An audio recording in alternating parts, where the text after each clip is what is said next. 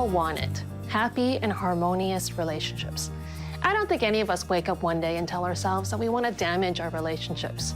But somehow people inadvertently stress and sometimes even destroy theirs by injecting them with a steady dose of relational toxicity. So what are some of these toxic habits? First of all, there's criticism. This is a very common corrosive habit that people have, which is to criticize their loved one, and even worse, to do it in a public way. While many people justify their criticism by saying they're trying to help the other person, it never feels good to be at the receiving end of that help. Not only does the receiver feel like they can never measure up, but criticism has actually been found to be very ineffective in changing behavior or improving performance. Instead, positive feedback focused on what's appreciated actually increases the likelihood of that action being repeated. A second one is defensiveness. This is a surefire way to shut down communication. When I don't listen or accept what the other person is saying, but I use all of my energy to deflect or avoid hearing what they're telling me. This can include counter-criticism, counterattack, or even the victim stance. It communicates that the problem isn't really me, it's you. Instead, try reflective listening, which doesn't actually mean that you always agree with what they're saying, by the way, but you're just doing your very best to hear them and understand their perspective. A third buster is control. Even if we mean well, if we tell our loved ones what to do or not do, we aren't relating to them as equals on a level playing field of balance, power, and mutual respect. This can be really subtle because control is often exercised in the name of caring, whether it's over finances, choices of what to eat even, or where, or do. But this communicates to the other person that we don't respect their ability to make good decisions for themselves.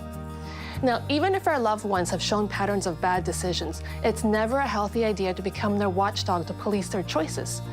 Instead, focus on the choices you have control over and set boundaries, but don't step in and tell them what to do. No one truly thrives in that type of relationship. The next one is anger. By this, I don't mean the emotion of anger itself, but it's the negative expression of that anger towards that other person. As our anger increases, we often use relationship-busting strategies like yelling, attacking, and just ratcheting up the intensity of the conflict. Now, even though we may have legitimate reasons to feel angry, using our anger as a weapon never works. Anger shuts down communication.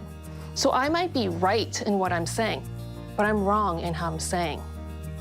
The next one is contempt, and this is actually one of the most destructive of all the relationship busters because it communicates a deep disrespect and disregard for the other person. It shows itself in the form of derogatory comments, put-downs, extreme disrespect, either verbally or using disdainful body language, such as the famous eye roll.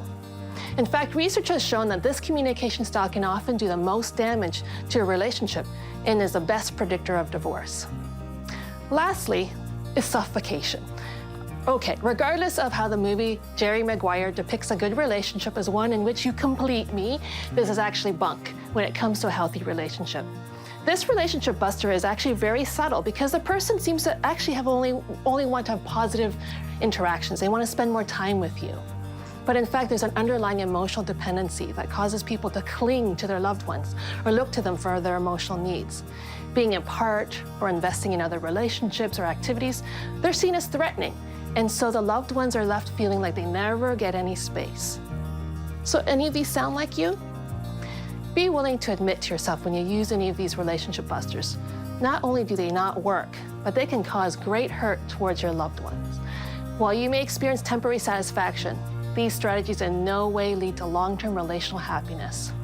I'm Dr. Mary.